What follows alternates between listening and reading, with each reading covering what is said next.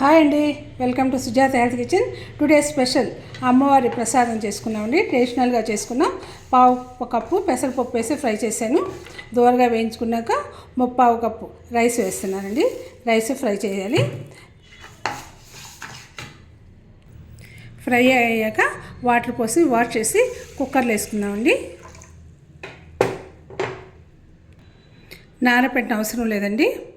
2 కప్పులు వాటర్ పోసేస్తున్నాను. పొడి పొడిగా అయ్యేందుకు మరో స్పూను నెయ్యి కూడా వేస్తామండి. నెయ్యి వేసిన దానివల్ల మనకి రైస్ విడివిడిగా వస్తుంది. మూత పెట్టేసి 3 విజిల్స్ రానిద్దామండి. రైస్ ఉడికేలోపు మనం డ్రై ఫ్రూట్స్ ఫ్రై చేసుకున్నామండి. 2 స్పూన్ల జీడిపప్పు వేసాను.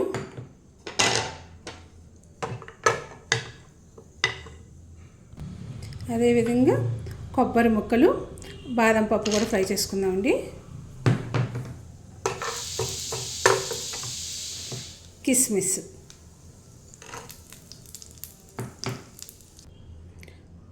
స్టవ్ ముట్టించి ఒక పాన్ పెట్టానండి.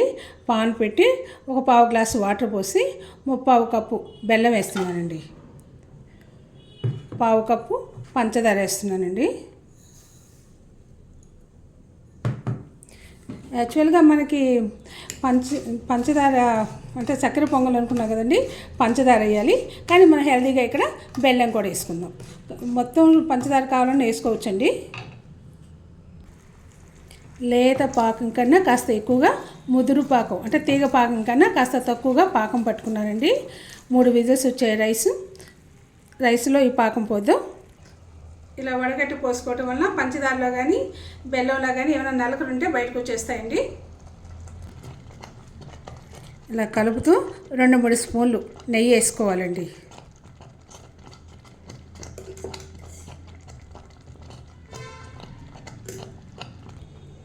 పది నిమిషాల్లో ఇలా ఉడికిపోయిందండి. దీంట్లో మనం ఆల్రెడీ ఫ్రై చేసుకున్న డ్రై ఫ్రూట్స్ నెయ్యితో సహా వేసేయాలండి.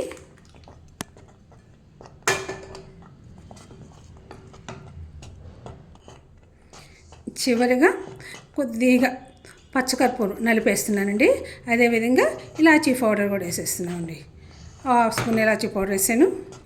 అమ్మవారికి ఇష్టమైన చక్కెర పొంగల్ రెడీ అయిపోయిందండి. అమ్మవారికే కాదండి, మీరు ఇంట్లో స్వీట్ తినాలనుకున్నప్పుడు కూడా చేసుకోవచ్చండి. ఈ వీడియో మీకు నచ్చిందండి. నచ్చినట్లయితే please like, share, subscribe. Thank you all.